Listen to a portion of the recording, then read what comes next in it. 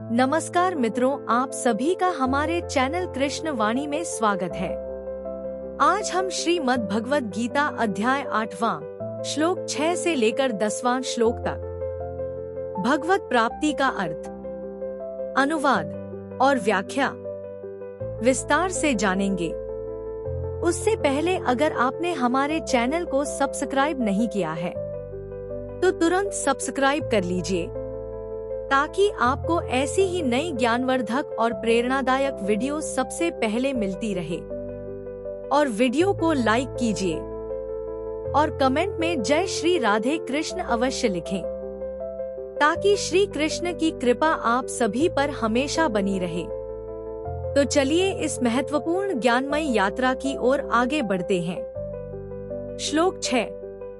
यन या वापि स्मरण भावम त्यजत्यन्ते कलेवरम तन तमे वैति कौन्ते सदा तद्भाव भाविता।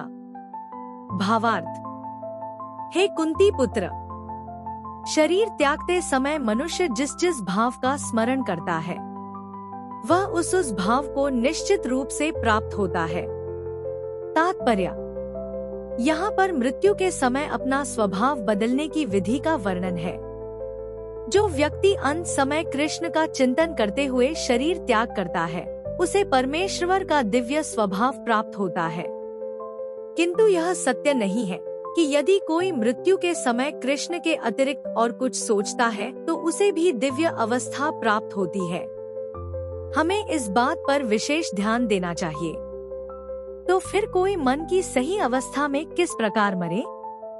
महापुरुष होते हुए भी महाराज भरत ने मृत्यु के समय एक हिरण का चिंतन किया। अतः अगले जीवन में हिरण के शरीर में उनका देहांतरण हुआ। यद्यपि हिरण के रूप में उन्हें अपने विगत कर्मों की स्मृति थी, किंतु उन्हें पशु शरीर धारण करना ही पड़ा। निस्संदेह मनुष्य के जीवन भर के विचार संचित होकर मृत्यु के समय उसके विचारों को प्रभावित करते हैं। अतः उस जीवन से उसका अगला जीवन बनता है। अगर कोई इस जीवन में सतोगुणी होता है और निरंतर कृष्ण का चिंतन करता है तो संभावना यही है कि मृत्यु के समय उसे कृष्ण का स्मरण बना रहे।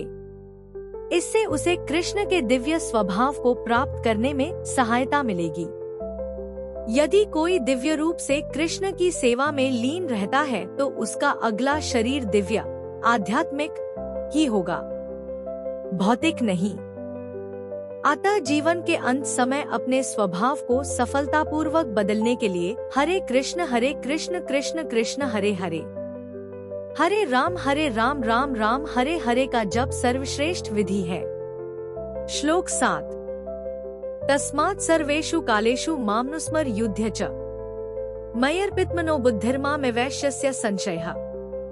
भावार्थ, अतएव हे अर्जुन, तुम्हें सदैव कृष्ण रूप में मेरा चिंतन करना चाहिए और साथ ही युद्ध करने के कर्तव्य को भी पूरा करना चाहिए।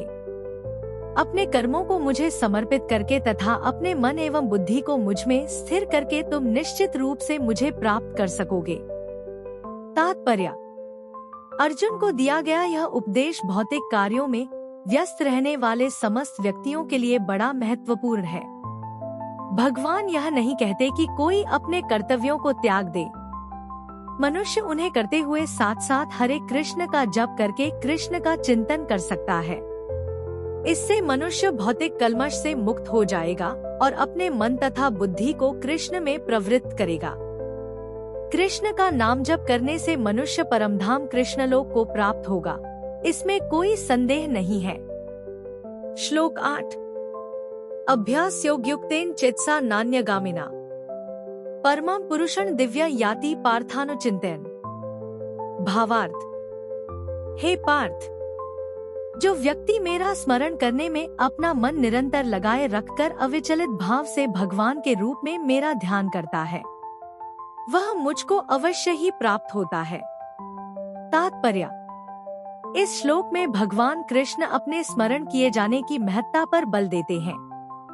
महामंत्र हरे कृष्ण का जप करने से कृष्ण की स्मृति हो आती है। भगवान के शब्दोच्चार, ध्वनि के जप तथा श्रवण के अभ्यास से मनुष्य के कान, जीभ तथा मन व्यस्त रहते हैं। इस ध्यान का अभ्यास अत्यंत सुगम है और इससे परमेश्वर को प्राप्त करने में सहायता मिलती है। पुरुषम का अर्थ भोक्ता है। यद्यपि सारे जीव भगवान की तटस्था शक्ति हैं, किंतु वे भौतिक कल्मश से युक्त हैं। वे स्वयं को भोक्ता मानते हैं, जबकि वे होते नहीं। यहाँ पर स्पष्ट उल्लेख है कि भगवान ही अपने विभिन्न स्वरूपों तथा नारायण, वासुदेव आदि स्वांशों के रूप में परम भोक्ता है। भक्त हरे कृष्ण का जप करके अपनी पूजा के लक्ष्य परमेश्वर का, इनके किसी भी रूप नारायण, कृष्ण, राम आदि का निरंतर चिंतन कर सकता है। ऐसा करने से वह शुद्ध हो जाता है और निरंतर जप करते रहने से जीवन के अंत में वह भगवत धाम को जाता है। योग अंतःकरण के परमात्मा का ध्यान है। इसी प्रकार हरे कृष्ण के जप द्वारा मनुष्य अपने मन को परमेश्वर में स्थिर करता है। मन चंचल है, अतः आवश्यक है कि मन को बलपूर्वक कृष्ण चिंतन में लगाया जाए। प्रायः उस प्रकार के कीट का दृष्टांत दिया जाता है जो तितली बनना चाहता है और इसी जीवन में तितली बन जाता है। इसी प्रकार यदि हम निरंतर कृष्ण का चिंतन करते रहें, तो यह निश्चित है कि हम जीवन के अंत में कृष्ण जैसा शरीर प्राप्त कर सकेंगे। श्लोक 9। कवि पुराण मनुशासितार मनोर्णियान समनुस्मरेद्य सर्वस्य धातारम चिन्त्यरु मादित्य वर्ण तमसः परस्तात्। भावार्थ, मनुष्य को चाहिए कि परम पुरुष का ध्यान सर्वज्ञ, पुरातन, नियंता, लघुतम से भी लघुतर, प्रत्येक के पालन करता, समस्त भौतिक बुद्धि से परे, अचिंत्य तथा नित्य पुरुष के रूप में करे। वे सूर्य की भांति तेजवान हैं और इस भौतिक प्रकृति से परे दिव्य रूप है। तात्पर्य, इस श्लोक में परमेश्वर के चिंतन की विधि का वर्णन हुआ है। सबसे प्रमुख बता यह है कि वे निराकार या शून्य नहीं है। कोई निराकार या शून्य का चिंतन कैसे कर सकता है? यह अत्यंत कठिन है। किंतु कृष्ण के चिंतन की विधि अत्यंत सुगम है और तथ्य रूप में यहाँ वर्णित है। पहली बात तो यह है कि भगवान पुरुष है। हम राम तथा कृष्ण को पुरुष रूप में सोचते हैं। चाहे कोई राम का चिंतन करे या कृष्ण का, वे जिस तरह के हैं उसका वर्णन भगवद गीता के इस श्लोक में किया गया है। भगवान कवि हैं, अर्थात वे भूत, वर्तमान तथा भविष्य के ज्ञाता हैं, अतः वे सब कुछ जानने वाले हैं। वे प्राचीनतम पुरुष हैं, क्योंकि वे समस्त वस्तुओं के उद्गम हैं। प्रत्येक वस्तु उन्हीं से उत्पन्न है। वे ब्रह्मांड के परम नियंता भी हैं। वे मनुष्यों के पालक तथा शिक्षक हैं। वे अणु से भी सूक्ष्म हैं।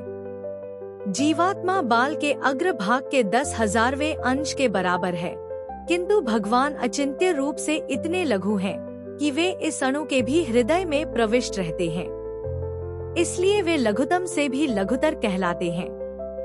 परमेश्वर के रूप में वे परमाणु में तथा लघुतम के भी हृदय में प्रवेश कर सकते हैं और परमात्मा रूप में उसका नियंत्रण करते हैं। इतना लघु होते हुए भी वे सर्वव्यापी हैं और सबों का पालन करने वाले हैं। उनके द्वारा इन लोकों का धारण होता है। प्रायः हम आश्चर्य करते हैं कि ये विशाल लोक किस प्रकार वायु में तैर रहे हैं। यहाँ यह बताया गया है कि परमेश्वर अपनी अचिंत्य शक्ति द्वारा इन समस्त विशाल लोकों तथा आकाश गंगाओं को धारण किए हुए हैं। इस प्रसंग में अचिंत्य शब्द अत्यंत सार्थक है। ईश्वर की शक्ति हमारी कल्पना या विचार शक्ति के परे है, इसीलिए अचिंत्य कहलाती है। इस बात का खंडन कौन कर सकता है? वे भौतिक जगत में व्याप्त हैं, फिर भी इससे परे हैं। हम इसी भौतिक जगत को ठीक ठीक नहीं समझ पाते जो आध्यात्मिक जगत की तुलना में नगण्य है, तो फिर हम कैसे जान सकते हैं कि इसके परे क्या है? अचिंत्य का अर्थ है इस भौतिक जगत से परे जिसे हमारा तर्क, नीतिशास्त्र तथा दार्शनिक चिंतन छू नहीं पाता और जो अकल्पनीय है। अतः बुद्धिमान मनुष्यों को चाहिए कि व्यर्थ के तर्कों तथा चिंतन से दूर रहकर वेदों, भगवद गीता तथा भागवत जैसे शास्त्रों में जो कुछ कहा गया है उसे स्वीकार कर लें और उनके द्वारा सुनिश्चित किए गए नियमों का पालन करें। इससे ज्ञान प्राप्त हो सकेगा। श्लोक 10। प्रयाण काले मनसाचलेन भक्त्या युक्तो योगबलेन चैव भ्रुवोर्मध्ये प्राणमावेश्य सम्यक् कास्तं परं पुरुषमुपैति दिव्यम। भावार्थ, मृत्यु के समय जो व्यक्ति अपने प्राण को भौहों के मध्य स्थिर कर लेता है और योग शक्ति के द्वारा अविचलित मन से पूर्ण भक्ति के साथ परमेश्वर के स्मरण में अपने को लगाता है, वह निश्चित रूप से भगवान को प्राप्त होता है। तात्पर्य, इस श्लोक में स्पष्ट किया गया है कि मृत्यु के समय मन को भगवान की भक्ति में स्थिर करना चाहिए। जो लोग योगाभ्यास करते हैं उनके लिए संस्तुति की गई है कि वे प्राणों को भौहों के बीच आज्ञा चक्र में ले आएं। यहाँ पर षटचक्र योग के अभ्यास का प्रस्ताव है, जिसमें 6 चक्रों पर ध्यान लगाया जाता है। परंतु निरंतर कृष्ण भावनामृत में लीन रहने के कारण शुद्ध भक्त भगवत कृपा से मृत्यु के समय योगाभ्यास के बिना भगवान का स्मरण कर सकता है। इसकी व्याख्या 14वें श्लोक में की गई है। इस श्लोक में योगबलेन शब्द का विशिष्ट प्रयोग महत्वपूर्ण है, क्योंकि योग के अभाव में, चाहे वह षटचक्र योग हो या भक्ति योग, मनुष्य कभी भी मृत्यु के समय इस दिव्य अवस्था भाव को प्राप्त नहीं होता। कोई भी मृत्यु के समय परमेश्वर का सहसा स्मरण नहीं कर पाता। उसे किसी न किसी योग का, विशेषतया भक्ति योग का अभ्यास होना चाहिए। चूंकि मृत्यु के समय मनुष्य का मन अत्यधिक विचलित रहता है, अतः अपने जीवन में मनुष्य को योग के माध्यम से अध्यात्म का अभ्यास करना चाहिए।